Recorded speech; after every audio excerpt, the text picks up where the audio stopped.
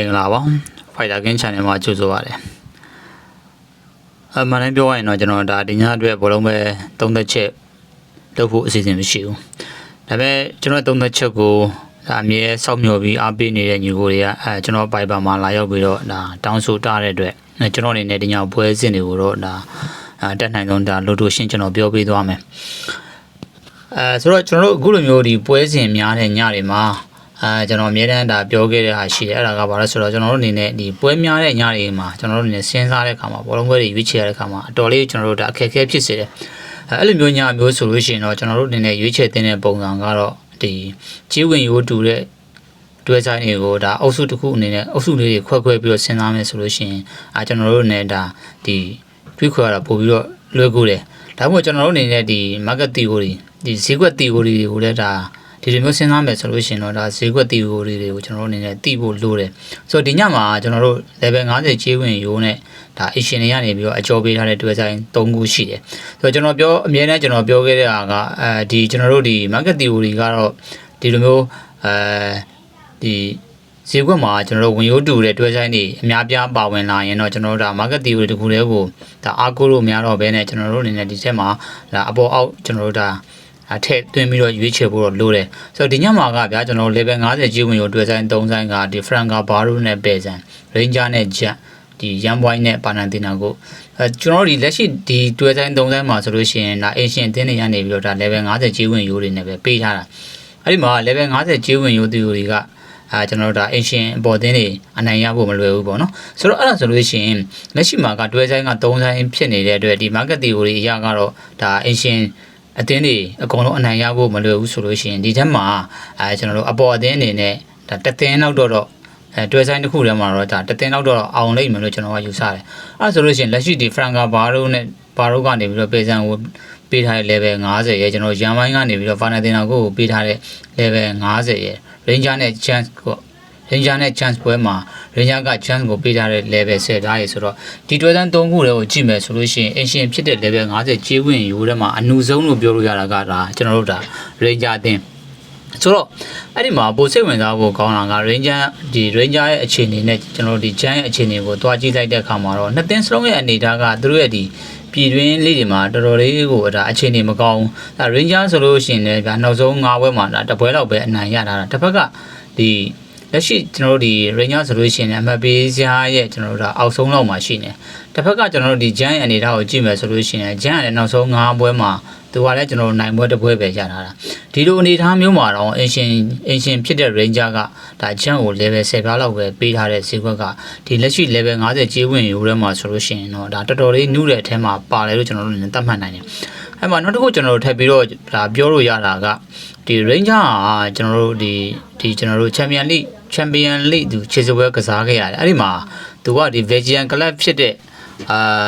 Belgian Club ဖြစ်တဲ့ကျွန်တော်တို့ဒီ Club Brugge နဲ့သူကစားခဲ့ရတယ်အဲ့ဒီမှာဒီ Club Brugge နဲ့ဒီ Ranger တွေ့တဲ့ဒီပွဲစဉ်ရဲ့ဒီဈေးကွက်ဖွင့်လှစ်မှုကိုကျွန်တော်တို့ပြန်ကြည့်တဲ့အခါမှာ Club Brugge ကနေပြီးတော့ Ranger ကိုအဝေးကွင်းကနေ level 30လောက်ကျွန်တော်တို့ပေးခဲ့ပြီးတော့ 1-3 နဲ့နိုင်သွားတယ်ဆိုတော့ဒီမှာအဲ့မှာကျွန်တော်တို့စိတ်ဝင်စားဖို့ကောင်းတာကအဲ့ဒီဈေးကွက်ကကျွန်တော်တို့အနေနဲ့လက်ရှိ Ranger ကပေးထားတဲ့ဈေးကွက်ကျွန်တော်တို့ဈေးကွက်ဟာ fair ဖြစ်မဖြစ်ဆိုတာကအခုလိုမျိုးကျွန်တော်တို့ချိန်ထိုးကြည့်မယ်ဆိုလို့ရှိရင်လည်းရတယ်ဆိုတော့အဲ့ဒီမှာဒီပြည်တွင်းကျွန်တော်တို့ဒီBelgianပြည်တွင်းလိမှာတော့က Jan နဲ့ဒီ Club Brugge ပွဲမှာဖွင့်ခဲ့တဲ့ဈေးကွက်ကိုကျွန်တော်တို့တွားကြည့်တဲ့အခါမှာလည်းဒီ Jan ကို Club Brugge ကနေပြီးတော့အဝေးကွင်းမှာသူပြည်တွင်းလိမှာအဝေးကွင်းမှာ level 30လောက်ပဲပေးတယ်ဆိုတော့အဲ့ဒီမှာတွားတူညီတာကဒီ Club Brugge က Ranger ကိုလည်းအဝေးကွင်းမှာ level 30ပေးသလို Jan ကိုလည်း level 30အဝေးကွင်းမှာပေးတဲ့အတွက်ရေဘူးအပြင်ကျွန်တော်တို့က Ranger နဲ့ Jan ကကျွန်တော်တို့ level 2အသင်းတွေအဖြစ်သတ်မှတ်နိုင်တယ် level 2အသင်းဆိုလို့ရှိရင်ကျွန်တော်တို့လက်ရှိဒီ market theory ကlevel 2အသင်းတွေဆိုလို့ရှိရင် Asian ဖြစ်တဲ့အသင်းကအနည်းဆုံးဒါကျွန်တော်တို့ဒီခြေတန်းမှာဆိုလို့ရှိရင်100လောက်ကျွန်တော်တို့100ကျွန်တော်တို့သတ်မှတ်ထားတယ်100ဆိုလို့ရှိရင်ဒီဘွဲမှာ Ranger အနေနဲ့ Jan ကိုအနည်းဆုံးကျွန်တော်တို့အနည်းဆုံး level 60 80လောက်ပေးတင်တယ်တကယ်လို့သူအနိုင်ရမယ်ဆိုလို့ရှိရင်တော့ကျွန်တော်တို့180 90ဖွင့်လာမျိုးဒါမျိုးလည်းကျွန်တော်တို့ဖွင့်လို့ရတယ်အခုက level 7လောက်ပဲပေးထားတဲ့ Ranger ရဲ့အနေထားကဒီနေ့ညဒီ3သင်း Asian level 50ကြီးပတ်တန်မှာတဲမှာတော့ဒါ Ranger ရဲ့ကြီးကပိုနုတယ်လို့ကျွန်တော်ကပြောတာဆိုတော့တစ်ဖက်ကဒီလက်ရှိနောက်ဆုံးကစားခဲ့တဲ့ကျွန်တော် result တွေမှာနှစ်သင်းစလုံး ပို့နှစ်သင်းစလုံးရဲ့အနေထားကအားရစရာမရှိဘူးဆိုလို့ရှိရင်ဘာပြောအရှင်ကစားတဲ့အသင်းအနေနဲ့ကတော့ပို့ပြီးတော့အားသာချက်ရှိနေတယ်အဲ့ဒီလိုအနေထားမျိုးမှာတော့မှ level 10ပြားဆိုတာက Ranger တေချာပေါက်ဒီညမှာအချမ်းကိုအနိုင်မရဘူးလို့ကျွန်တော်ကသတ်မှတ်တဲ့အတွက်ဒီပွဲမှာတော့ကျွန်တော်အဝေးကွင်းချမ်းကိုကျွန်တော်ရွေးတယ်ဒါပေမဲ့နောက်တော့နှစ်ပွဲကတော့ကျွန်တော် level 50ဒီဝင်ရိုးတွေနဲ့ပဲဒါ Franca Varo နဲ့ပဲ့စံဒီ Young Boy နဲ့ Panathinaikos ဆိုတော့အဲ့ဒီမှာကလည်းကျွန်တော်တို့အနေနဲ့ဒီ level 50ကျေးဒီကျွန်တော် level 50ကျေးပတ်တန်အရာကျွန်တော်အပေါ်အသင်းအနိုင်မရဘူးဆိုလို့ရှိရင်ဒီတွဲတဲ့နှစ်ခုမှာကတော့ကျွန်တော်တို့ဒါ Young Boy နဲ့ Panathinaikos ပွဲမှာကျွန်တော်ကPanathinaikos ကိုရွေးကျင်တယ်။ဘာဖြစ်လို့လဲဆိုလို့ရှိရင်ဒီ Young Boy က Panathinaikos ကို level 50ပေးတဲ့ဈေးကွက်နဲ့ကျွန်တော် Franca Varo ကနေပြီးတော့ဒီပယ်ဆန်ကိုပေးတဲ့ဈေးကွက်ဒီနှစ်ခုကိုရှင်ကြည့်မယ်ဆိုလို့ရှိရင်တော့ဒါ Franca Varo ကနေပြီးတော့ပယ်ဆန်ကိုပေးတဲ့ဈေးကွက်ကပို့ပြီးတော့မြင့်တယ်။ဘာဖြစ်လို့လဲဆိုလို့ရှိရင်ဒီဘက်ကဒီကျွန်တော်တို့ဒီ Franca Varo က Hungary club ဗျာဒီပယ်ဆန်ကကျွန်တော်တို့ဒါချက်clubဆိုတော့လက်ရှိဒီဥရောပရဲ့ဒီဥရောပပြိုင်ပွဲတွေမှာကဒီပယ်ဆန်ကကျွန်တော်တို့နဲ့ဒါသိပြီးတော့ကျွန်တော်မစိမ့်တဲ့အတင်းမကြာခဏဆိုလို့ဒါရင်းနေတာ Franca Varo ကတော့ဒါပြီးခဲ့တဲ့နှစ်တွေကမှဒါကျွန်တော်တို့ဒီ Conference League တွေ Europa League တွေမှာသူအနေနဲ့ဒါဝင်ကစားလာခဲ့ရတာဆိုတော့အဲ့ဒီမှာဆိုလို့ရှိရင်ဘယ်လိုပဲပြောလက်ရှိကျွန်တော်တို့ဒီ image အရာဆိုလို့ရှိရင်ဒီပယ်ဆန်အနေနဲ့ Franca Varo ထက်ပိုပြီးတော့ကျွန်တော်တို့ပို့ပြီးတော့ကျွန်တော်ပုံရိပ်ပို့ပြီးတော့မြင်မာတယ်ဒီလိုအနေထားမျိုးမှာတော့ Franca Varo ကနေပြီးတော့ပြည်ဆောင် level 50ဆိုတဲ့ဈေးကွက်ဖြစ်တဲ့အတွက်ဒီကွက်မှာကျွန်တော်စောစောကကျွန်တော်ပြောတဲ့ဒီကြေးဝင်ရိုးတူတွဲဆိုင်တွေမှာဆိုလို့ရှိရင်ဒီ market theory အရအောင်မြင်မှုမတည်ဘူးဆိုပေမဲ့အခုဟာက level 50ကြေးဝင်ရိုးတွဲဆိုင်3ခုပါတဲ့အတွက်အပေါ်အသင်းအောင်မယ်ဆိုလို့ရှိရင်တော့Franca Varo ကဒီနေ့ညမှာကျွန်တော်တို့ဒါဒီ level 50ကြေးပတ်တန်မှာတော့အောင်ဖို့ကျွန်တော်တို့အကောင်းဆုံးမျှော်လင့်စရာကောင်းတဲ့အသင်းတစ်သင်းဖြစ်ကျွန်တော်ကသတ်မှတ်တယ်ဒါမှမဟုတ်ကျွန်တော်ကဒီ Franca Varo နဲ့ပယ်ဆန်ပွဲမှာတော့ဒါ Franca Varo ဘော်တွေကိုရွေးတယ်နောက်တစ်ပွဲကတော့ဒီ Young Boy နဲ့ Panathinaikos ကတော့ကျွန်တော်ဒါဒီ level 50ကြေးဝင်ရိုးကြေးပတ်တန်အရာအရှင်အောင်ဖို့မလွယ်တဲ့အတွက်ကျွန်တော်ဒီပွဲမှာ Panathinaikos ကိုရွေးတယ်ပိုပြီးစိတ်ဝင်စားစရာကောင်းတာကဒီပွဲစဉ်မှာကဒီနှစ်သင်းရဲ့ကျွန်တော်တို့ဒီလက်ရှိအခြေအနေကိုသွားကြည့်တဲ့အခါမှာ Young Boy ကဘာပြောလက်ရှိနောက်ဆုံးကစားခဲ့တဲ့ဒီ9ပွဲလောက်မှာဒီဈေးကွက်အောင်နိုင်မှုက၄ပွဲလောက်ကိုကျွန်တော်တို့အောင်မြင်ထားတာကိုတွေ့ရတယ်ဆိုတော့တစ်ဖက်ကဒီ Panathinaikos ရဲ့အနေထားတယ်လက်ရှိပြည်တွင်းတွေမှာလောက်လာအခြေအနေမကောင်းဒီလိုအနေထားမျိုးမှာ Young Boy level 50ဆိုတာကတော့ဒါ Young Boy အနေနဲ့ Panathinaikos ကိုဒါအလွယ်တကူကျွန်တော်အနိုင်ရဖို့မလွယ်ဘူးဆိုတဲ့အနေထားမျိုးတွေကြောင့်ဒီဈေးကွက်မှာတော့ကျွန်တော်ဒါအောက်သင်း Panathinaikos ကိုပဲရွေးတယ်ဆိုတော့နောက်တစ်ခါတစ်ခုကကျွန်တော်တို့လက်ရှိဒီနေ့ညမှာဖွင့်ထားတဲ့ဒီ1.90ဒီရှုံးဝင်ရိုးနဲ့ကျွန်တော်တို့ဒါဖွင့်ထားတဲ့တွဲဆိုင်နှစ်ခုရှိတယ်အဲ့ဒါကဒီ Stuttgart နဲ့ကျွန်တော်တို့ Stuttgart နဲ့ Celta Vigo ရဲ့ဒီကျွန်တော်တို့ဒီ Aston Villa နဲ့ပေါ်တော့နာတယ်ဆိုတော့ဒီတွဲဆိုင်နှစ်ဆိုင်မှာလည်းကျွန်တော်ကတော့လက်ရှိဒါဂျေးဝင်ရိုးအမှန်ကဒီမှာကျွန်တော်တို့ဒီကျွန်တော် level 80 level 90ပေါ့နော် level 85 90ဒီကျွန်တော်တို့ဂျေးပတ်တန်တွေနဲ့ပတ်သက်ပြီးကျွန်တော်တို့အမြဲတမ်းပြောခဲ့တာရှိတယ် level 80 85 90ဆိုတာကကျွန်တော်တို့ဒါ fighter တွေကတော့ဒီဈေးကွက်တွေကရင်းနှီးပြီးသားfighter တို့တွေးပြီးတော့ဘောလုံးမတစ်ပွဲကိုဒါ fighter တို့ရွေးတဲ့ကျွန်တော်တို့ညီကိုတွေအနေနဲ့ကတော့ဒီလိုမျိုးဈေးမျိုးတွေဆိုလို့ရှိရင်အောက်ကိုပဲကျွန်တော်တို့အများဆုံးအဖြစ်အောက်ရက်ကြတဲ့ဈေးကွက်အောက်ရက်ရတဲ့ဈေးကွက်မျိုးတွေဒါပေမဲ့လက်ရှိမှာကျွန်တော်တို့တွဲဆိုင်ကနှစ်ဆိုင်ဖြစ်နေတဲ့အတွက်ကျွန်တော်တို့အနေနဲ့ဒီတွဲဆိုင်နှစ်ဆိုင်မှာတော့ကျွန်တော်တို့အပေါ်ဈေးကွက်ကတသိန်းလောက်ပေးပြီးတော့အောက်ဈေးကွက်တသိန်းလောက်ပေးသွားလိမ့်မယ်လို့ကျွန်တော်ကယူဆတယ်။နောက်1.80 90ဈေးကွက်ဒီမှာကျွန်တော်အမြဲတမ်းပြောတယ်1.80 90အမြဲတမ်းကျွန်တော်တို့ကအောက်ကြီးပဲကျွန်တော်တို့ကကစားလို့မရဘူး1.80 90မှာကျွန်တော်တို့အပေါ်သင်းအောင်တဲ့ဈေးကွက်တွေရှိတယ်အဲ့ဒါကဘယ်လိုအနေထားမျိုးလဲဆိုရင် level 2သင်းတွေမှာ1.80 90ပေးပြီးဆိုလို့ရှိရင်တော့အဲ့ဒီအပေါ်အသင်းနေနဲ့ဈေးကွက်တွေအောင်မြင်တယ်ဆိုတော့ဒီမှာလက်ရှိကျွန်တော်တို့ကြည့်မယ်ဆိုလို့ရှိရင်ဒီ Stuttgart နဲ့ Celta Vigo နဲ့ Celta Vigo မှာတော့တကယ်တမ်းပြောမယ်ဆိုလို့ရှိရင်တော့လက်ရှိဒီဥရောပဒီလက်ရှိကျွန်တော်တို့ဒီဥရောပပြိုင်ပွဲတွေမှာတော့ Stuttgart က Celta Vigo ထက်ပိုပြီးတော့ကျွန်တော်တို့ဒီအချိန်ကြီးကျွန်တော်တို့များကစားခဲ့ရတယ်တကယ်တမ်းပြောမယ်ဆိုလို့ရှိရင် Stuttgart ကပြီးခဲ့တဲ့နှစ်ကတော့မှဒါချန်ပီယံလိဝင်ခွင့်တွေကျွန်တော်တို့ရတယ်ချန်ပီယံလိပြိုင်ပွဲမှာသူဝင်ကစားခဲ့ရတယ်ဒါပို့ရှေ့နှစ်တွေမှာလည်းသူဒီချန်ပီယံလိပွဲစဉ်တွေကိုသူဝင်ကစားခဲ့ရတယ်ဆိုတော့ဘယ်လိုဖြစ်ဖြစ်ဒီ Stuttgart ကဒီလက်ရှိမှာချန်ပီယံလိဒီဥရောပပြိုင်ပွဲတွေမှာကဒီ Celta Vigo ထက်ပိုမိုပြီးတော့ကျွန်တော်တို့ဒီအချိန်ကျွန်တော်တို့များကျွန်တော်တို့ကစားခဲ့ရတဲ့အသင်းဖြစ်တဲ့အတွက်ဒီညမှာ Stuttgart ပေးတဲ့ဈေးကွက်ကတော့ကျွန်တော်အနေနဲ့ဒီ1.85ဈေးကွက်ဒီတေရှုံးဒီဝင်ရိုးမှာတော့ဒါအပေါ်အသင်းဆိုလို့ရှိရင်တော့ကျွန်တော် Stuttgart ကိုမကြိုက်ဘူးဒီဘက်မှာကျွန်တော်Celta Vigo ကိုကြိုက်တယ်သူကCelta Vigo ရဲ့အနေထားနဲ့ပြည်တွင်းမှာဒါကျွန်တော်တို့ဒီနိုင်ပွဲမရထားသေးတဲ့အသင်းနဲ့ဖြစ်နေတယ်ဒါပေမဲ့ဘယ်လိုပဲဖြစ်ဖြစ်လက်ရှိ ဒီညမှာဒီတီရှုံးချေးဝင်ရုံနှစ်ပွဲပါတဲ့အတွက်ဒီဘက်မှာအောက်ဈေးကွက်ဆိုလို့ရှိရင်တော့ကျွန်တော်ကဒီစပိန်အတင်းဖြစ်တဲ့ setup view ကိုကြိုက်တယ်နောက်တစ်ပွဲကတော့ဒီကျွန်တော်တို့ဒီ Aston Villa နဲ့ပိုတော့တာ Aston Villa နဲ့ပိုတော့တာမှာတော့ဒီညမှာတော့ကျွန်တော်က Aston Villa ကိုကျွန်တော်ကရွေးချင်တယ်ဘာလို့ဆိုတော့ Aston Villa ရဲ့Aston Villa အနေထားကတကယ်တမ်းပြောမှဆိုလို့ရှိရင်ကျွန်တော်တို့အတွက်ကျွန်တော်တို့ကအားကိုးခြင်းစရာတော့မရှိဘူးရှိနေတာတော့မဟုတ်ဘူးဒါပေမဲ့ကျွန်တော်က Aston Villa ကိုဘာမျှော်လင့်ချင်တာလဲဆိုတော့တချို့အသင်းတွေကကြတော့ကျွန်တော်တို့ဒီပြည်တွင်းလိမှာအခြေအနေမကောင်းဘူးဆိုပေမဲ့ဒီဥရောပပြိုင်ပွဲဥရောပပွဲစဉ်တွေကျွန်တော်တို့ဒီပြည်တွင်းလိမဟုတ်ဘဲနဲ့အခြားသောကျွန်တော်တို့မတူညီတဲ့ဒီအသင်းတွေနဲ့ကစားတဲ့အခါမှာသူတို့ရဲ့ခြေစမ်းတွေက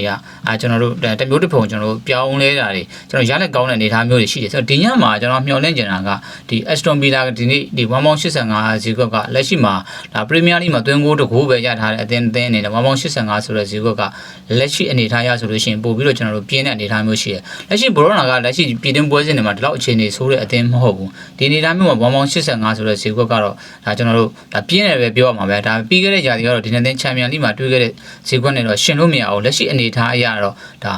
ါအပေါ်အသင်းအောင်မယ်ဆိုလို့ရှိရင်ဒီ 1.85 ဈေးကွက်မှာ Aston Villa တွေညအောင်လိမ့်မယ်လို့ကျွန်တော်ယူဆတယ်ဒီဘက်မှာကျွန်တော် Aston Villa ပဲကြိုက်တယ်နောက်တစ်ပွဲကတော့ကျွန်တော်တို့ဒီတွေ့အမြင်နဲ့ကျွန်တော်တို့ဒီရက်ထဲမှာဒါတောက်လျှောက်တွေ့နေကြ1.35 ဈေးကွက်နဲ့ line လေးနဲ့ကျွန်တော်တို့ frame တကယ်ကပြောမှဆိုလို့ရှိရင် line လေး1.35ကကျွန်တော်ထူထူကိုပြောစရာမလိုဘူးဒါတော်တော်လေးကိုမှပြောတယ်1.35ဆိုတာ line လေးလို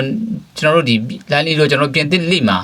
အခြေအနေကျွန်တော်တို့ကောင်းတဲ့အထက်မှာပါတဲ့အသင်းအနေနဲ့အိမ်ဝင်းမှာ1.35ဆိုတဲ့ဈေးကွက်ကတော့ဒါကတော့ကျွန်တော်တို့ဒါဈေးကွက်ဒါ pattern အရဈေးကွက်တီကိုအရဒီပွဲကဆက်ပြီးတော့ကျွန်တော်တို့ကန်ရမယ်ဒီညမှာလည်းဒီ1.35ဈေးကွက်နဲ့အသင်းကတွဲဆိုင်ကလည်းဒီဒီဇိုင်းပဲရှိတဲ့အတွက်ဒီညမှာလည်း line အနေနဲ့ဒါအောင်ဖို့မလွယ်ဘူးလို့ကျွန်တော်ကယူဆတယ်ဒီဘက်မှာအဝေးကွင်းကျွန်တော် brand ကိုပဲရွေးထားတယ်နောက်တစ်ပွဲကကျွန်တော်တို့ဒီ7နဲ့ Porto မှာကတော့စောစောကျွန်တော်တို့ဒီ 1.85 1.90 ဈေးကွက်မှာ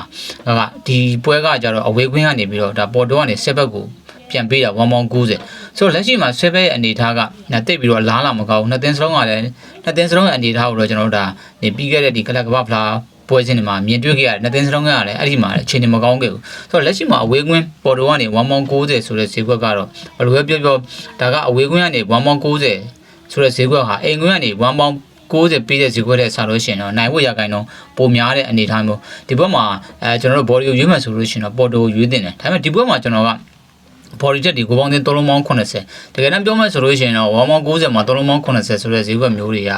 ကျွန်တော်တို့ဂိုးများဖို့ကတိတ်မလွယ်ဘူးဒါပေမဲ့ဒီဘက်မှာကကျွန်တော်7ရဲ့အတင်းရဲ့ဇိုင်းလက်ခံတာပေါ်တိုတင်းရဲ့ကျွန်တော်ဇိုင်းလက်ခံကြောင့်ဒီဘက်မှာတော့ကျွန်တော်ဂိုးပေါ်ကိုပို့ကြိုက်တယ်7ပေါ်တိုဘက်ကိုတော့ကျွန်တော်ဂိုးပေါ်ကိုပို့ကြိုက်တယ်နောက်တစ်ခါကျွန်တော်ဒီ Ultra နဲ့ Lion မှာ Lion level 30ဆိုတော့ကျွန်တော်အဝေးကွင်း level 50 GT ကိုကြီးပတ်တန်တွေကဒီရက်ထဲမှာပြီးခဲ့တဲ့မင်းညတော့နှစ်ပွဲပေါ့နော်မင်းညနှစ်ပွဲမှာကတပွဲအပေါ်သွားပြီးတော့တပွဲအောက်သွားတယ်မင်းညကဒီ Roma level က40နဲ့ nice ကိုနိုင်ပြီးတော့ဒီ Fenerbahce ကတော့ကျသွားတယ်ဒီညမှာအဲ့ဒီအဝေးကွင်း level 50ဂျေးဝင်ရုံနဲ့က Lion တစ်သင်းပဲပါတယ်တကယ်တမ်းဆိုလို့ရှိရင်တော့ဒီ level 50 level 50ဂျေးဝင်ရုံတွေကလည်းဟိုလက်ရှိအနေထားအရကျွန်တော်တို့ကြည့်ရတာတိတ်ပြီးတော့ကျွန်တော်တို့ပြောမှဆိုလို့ရှိရင်သွားတဲ့ပုံစံကအပေါ်အောက်ကျွန်တော်တို့မျက်မှတ်တသွားနေတဲ့ပုံစံမျိုးမှာတော့ရှိတယ်ဒါပေမဲ့ဒီဘက်မှာကကျွန်တော် Lion level 30ကိုလည်းတိတ်မကြိုက်ဘူးအင်ရှင်ဖြစ်တဲ့ Ultra ကိုလည်း30လောက် Ultra အနေနဲ့ကလည်း Lion အသင်းကိုအိမ်ကွင်းမှာကစားမှာဖြစ်ပြီးလက်ရှိပြီးထားတဲ့ဈေးကွက်အရဆိုလို့ရှိရင်နိုင်ဖို့မလွယ်ဘူးလို့ကျွန်တော်ယူဆတယ်ဒီဘက်မှာကနည်းနည်းလေးကျွန်တော်တို့ဒီသတိထားမိတာကကိုပေါင်းစီမူလကကျွန်တော်စတဲ့ရေကိုပေါင်းစီ3လုံးပေါင်း60 90လောက်ရှိတဲ့ကိုပေါင်းစီကနေအခုချိန်မှာ280လောက်ဖြစ်သွားတဲ့အတွက်ဒီဘက်ကိုတော့ကျွန်တော်က Lion နဲ့ Ultra ဘောကိုတော့ကိုပေါက်တစ်ချောင်းလောက်ကြိုက်တယ်နောက်တစ်ပွဲကတော့ကျွန်တော်တို့ဒီညမှာ 1.50 ကြေးဝင်ရိုးနဲ့တသင်းတခုလေးတွဲဆိုင်ဖြစ်တဲ့ဒီ EK နဲ့ဒီ Stua Buka တဲ့ဒီဘက်မှာက EK ကနေပြီးတော့ 1.50 ကိုပေါင်းစီ3လုံးနှုတ်20ဆိုတော့ဒီပွဲမှာကဘာပြောင်းသွားတယ်ဆိုတော့ကျွန်တော် body ဈေးကွက်ကိုကိုပေါင်းဈေးကွက်ကိုထူးထူးခြားခြားပြောင်းလဲသွားတယ်ဒီပွဲရဲ့မူလစတဲ့ကြီးကျွန်တော်တို့ဒီကြေးဝင်ယူကဒီတေးရှုံးဝင်ယူဒါပေမဲ့အခုချိန်မှာ 1.50 1.45 လောက်ထိကိုပြောင်းသွားတယ်ဒီကိုပေါင်းစလို့ရှိရင်လည်း3လုံးပေါင်း35 40 3လုံးပေါင်း50ဝင်ယူလောက်ကနေအခုချိန်မှာ3လုံးကိုမိုင်းနဲ့ထိပြန်ဖြစ်သွားတယ်ဆိုတော့ပွဲကဒီကိုပေါင်းစီးကလည်းကျွန်တော်တို့အနေနဲ့ဒီကိုပေါင်းစီးကျွန်တော်တို့မြင်တာကလည်းဒါကျွန်တော်တို့ဒီတစ်ဖက်ကဒီအေရှင်ဖြစ်တဲ့ဒီ EK ကဒီနယ်သာလန်ကလပ်တွေရဲ့အနေထားကကျွန်တော်တို့သိရတဲ့အတိုင်းပဲနယ်သာလန်ကလပ်တွေကသူတို့ရဲ့အိမ်ဝင်းတွေမှာဆိုလို့ရှိရင်ဒါနယ်သာလန်ကလပ်တော်တော်များများအသင်းတော်တော်များများကဒီတိုက်စစ်အားတန်တဲ့အသင်းတွေဆိုတော့ ဒီကိုပေါင်းစည်းဒါမြင့်လာကြတယ်ကျွန်တော်တို့လည်းထွေထူးတော့ပြောစရာတော့မရှိဘူးဒါပေမဲ့ဒီဘက်မှာဒီဇုံပြောင်းသွားတဲ့ဒီ body ဈေးကိုပေါင်းဈေးကိုပေါ့ဇုံပြောင်းသွားတဲ့အတွက်ဒီဘက်မှာအပေါ်ချောင်းကတေချာပေါက်တစ်ချောင်းတော့ကျွန်တော်တို့ပါလိမ့်မယ်လို့ကျွန်တော်ကယူဆတယ်ဆိုတော့ဒီဘက်မှာကလက်ရှိကျွန်တော်ကဒီလက်ရှိဒီ level ရှုံးဝင်ယူကနေပြီးတော့1.50ကြေးဝင်ယူပြောင်းသွားတဲ့အတွက်ဒီဘက်မှာတော့ကျွန်တော်ဒီ Asian ဖြစ်တဲ့ Eagle အသင်းပေါ်ကြီးကြိုက်တယ်ဆိုတော့ Netherlands ကလပ်နဲ့ကျွန်တော်တို့ဒီ Romania ကလပ်နဲ့တကယ်တမ်းပြောမယ်ဆိုလို့ရှိရင်တော့ဥရောပမျက်နှာစာမှာကတော့ဒါ Netherlands ကပို့ပြီးတော့ကျွန်တော်တို့ဒီပို့ပြီးတော့ဒီ ranking ကပိုမြင့်ပေမဲ့လည်းဒီ Fenerbahce နဲ့ဒီ Eagle နဲ့ရှင်ကြည့်မယ်ဆိုလို့ရှိရင်တော့ Eagle ကဒီ Netherlands ကလပ်တွေထဲမှာဒါဒီနှစ်လောက်မှာကျွန်တော်တို့ဒါဥရောပကိုစတင်ပြီးတော့ခြေဆက်လာတဲ့အတင်းဒီ Fenerbahce ကတော့ကျွန်တော်တို့ဒါအမြဲတမ်းဒီ fighter တွေနဲ့ရင်းနှီးတဲ့အတင်းဖြစ်တဲ့အတွက်ပေါ်ရင်အပြင်ဆိုလို့ရှိရင်တော့ဒါ Fenerbahce က Eagle ထက်ပို့ပြီးတော့ပေါ်ရင်အပြင်ပို့ပြီးတော့မြင့်တယ်ဒီနေသားမှာမူလ level ကျွန်တော်တို့ဒီတေရှုံးဝင်ယူလောက်နဲ့ပေးမယ်ဆိုရင်တော့မှပေးမယ်ဆိုရင်တော့မှကျွန်တော်တို့ပေးလို့ရတဲ့အနေအထားမျိုးကနေပြီးတော့ဒီ 1.50 လောက်ထိဖြစ်သွားတဲ့အတွက်ဒီညဒီဈေးကအပြောင်းလဲဆုံးဖြစ်တဲ့ဒီပွဲဟာဒီတစ်ခုတည်းသောဒီ 1.50 ကြေးဝင်ယူလို့တွဲဆိုင်တစ်ခုတည်းဖြစ်နေတဲ့အတွက်ဒီညမှာတေချာပေါက် Eagle အနိုင်ရလိမ့်မယ်လို့ကျွန်တော်ယူဆတယ်ဒီဘက်မှာကျွန်တော်Eagle အသင်းပေါ်တွေကြိုက်တယ်ဒီမှာကျွန်တော်တို့ဒီစပိန်လာလီဂါနှစ်ပွဲကတော့ဒီ Osasuna နဲ့လက်ချီပွဲတော့ကျွန်တော်အမှန်တမ်းပြောမှဆိုလို့ရှိရင် Osasuna ပေါ်တွေလည်းကြိုက်တယ်ဗျဒီဘက်ကဂိုးအောင်လည်းကြိုက်တယ်ဘာလို့ဆိုတော့လက်ချီH ကကျွန်တော်တို့တော်တော်လေးများနေပြီ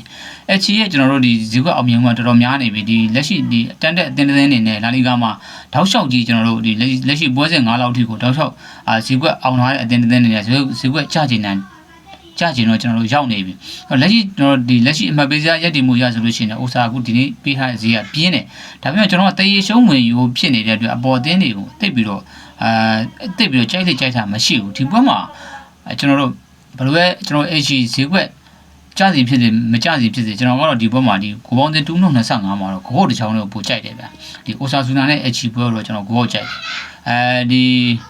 Oviedo နဲ့ကျွန်တော်တို့ Barcelona နဲ့ Barcelona မှာတော့ Barcelona 2.50 3လုံးနှုတ်20ဆိုတော့ဒီဘက်ကတကယ်တမ်းပြောမှဆိုလို့ရှိရင် Barcelona အဲ့လိုမျိုးဝေးကွင်းမှာခြေပြင်းနဲ့မအောင်ဗျခြေပြင်းနဲ့ဆိုလို့ရှိရင်ကျွန်တော်တို့မအောင်ပေါ့နော်ဆိုတော့ဒီညမှာကျွန်တော်ဘာတရီထားမယ်ဆိုတော့ဒီပွဲဟာကျွန်တော်ဂိုးပေါင်းဈေးပေါ့ဂိုးပေါင်းဈေးကဒီ2.50မူလက2.40လောက်က2.40 2.30လောက်ကနေပြီးတော့ဘော်ဒီစီက2.50လောက်ကိုကျွန်တော်တို့ဖြစ်လာတယ်ဘော်ဒီစီကျလာတယ်ကိုပေါင်းဈေးက3လုံးအုံနှုတ်20လောက်ကနေ3လုံးအုံနှုတ်15ပြားပေါ့နော်ဒီချားထဲမှာကိုပေါင်းဈေးတော့တိတ်ပြီးတော့အပြောင်းလည်းမရှိဘူးဒီဘက်မှာကျွန်တော်လူစမ်းတာကလက်ရှိဒီဈေးကွက်ရ fighter တို့တွေးပြီးတော့ fighter တို့တွေးမယ်ဆိုလို့ရှိရင်ဒီညမှာ Barcelona ဘော်တွေကတိတ်ပြီးတော့အကြိုက်နင်းနိုင်တယ်နောက်တစ်ခုကကျတော့ဒီညမှာကျွန်တော်တို့ကမင်းညကလည်းကျွန်တော်ဒီယူရိုပါလိပွဲစဉ်တွေကအရှိမကျွန်တော်တို့ဒီကစားလာခဲ့တဲ့အတွက်ဒီညမှာလည်းကျွန်တော်ထိုးသားအများစုအနေနဲ့ဒီလက်ရှိဒီ Barcelona အသင်း Barcelona ပွဲစဉ်ရှိနေပေမဲ့ကျွန်တော်တို့ရဲ့ဒီ fighter အများစုရဲ့အာရုံကဒီယူရိုပါလိပွဲစဉ်တွေမှာပို့ပြီးတော့ရောက်နေလိမ့်မယ်လို့ထင်တယ်ဒါမှမဟုတ်ဒီနေ့ညမှာဒီ Barcelona ဒီ2.50ကလက်ရှိဈေးကွက်ဒီကြေးဝင်ယူရ Barcelona အနေနဲ့ဒါကျွန်တော်တို့ကိုပြတ်နိုင်ဖို့မလွယ်တဲ့ပုံစံမျိုးဖွင့်ထားတာသူကဘာဖြစ်လို့လဲဆိုလို့ရှိရင် Borussia 2.50မှာကိုပေါင်းတဲ့3လုံးနှုတ်15ပြားဖွင့်ထားတဲ့အတွက်ဒီ Barcelona ရဲ့တစ်ဖက်သွင်းကိုကျွန်တော်အခြေခံပြီးတော့ဖွင့်ထားတာဒီလိုအနေအထားမျိုးမှာ Barcelona ကို2.50 3လုံးနှုတ်15ပြားဆိုတာ Barcelona အနေနဲ့ကျွန်တော်ထန်ကုန်3အများဆုံးကျွန်တော်3ဂိုးဆိုတဲ့အနေအထားမျိုးဖွင့်ထားတဲ့အနေအထားမျိုးမှာ fighter ဘာလို့မဲကိုကျွန်တော် fighter လို့စဉ်းစားမယ်ဆိုဒီပွဲကကျွန်တော်ရရဲမဲ့အနေအထားမျိုးမရှိဘူးဒီပွဲမှာကကျွန်တော်ကလက်ရှိဒီကိုပေါင်းစီ3လုံးနှုတ်15ပြားကိုကျွန်တော်ကမေ့ပလိုက်တယ်ဘာလို့လဲဆိုတော့3လုံးနှုတ်15ပြားကိုပေါင်းစီကိုထက်စဉ်းစားမယ်ဆိုလို့ရှိရင် Barcelona ဘော်လေးကျွန်တော်တို့အနေနဲ့ယူရဲမှာမဟုတ်ဒီဘက်မှာတေချာပေါ့ Barcelona ဂိုးမပြတ်ဘူးဆိုတော့ကျွန်တော်က2ဂိုးနဲ့အနေဆုံးတော့ပြတ်လိုက်မယ်လို့ယူဆတယ်ဒါမှမဟုတ်ဒီဘက်မှာကျွန်တော် Barcelona ဒီ Barcelona ဘော်လေးတစ်ချောင်းလေးကိုကျွန်တော်ကြိုက်တယ်ဆိုတော့ဟုတ်ပြီဗျာကျွန်တော်အားလုံးပဲကျွန်တော်ကန်ကောင်းကြပါစေအားလုံးကျေးဇူးတင်ပါတယ်ဗျာ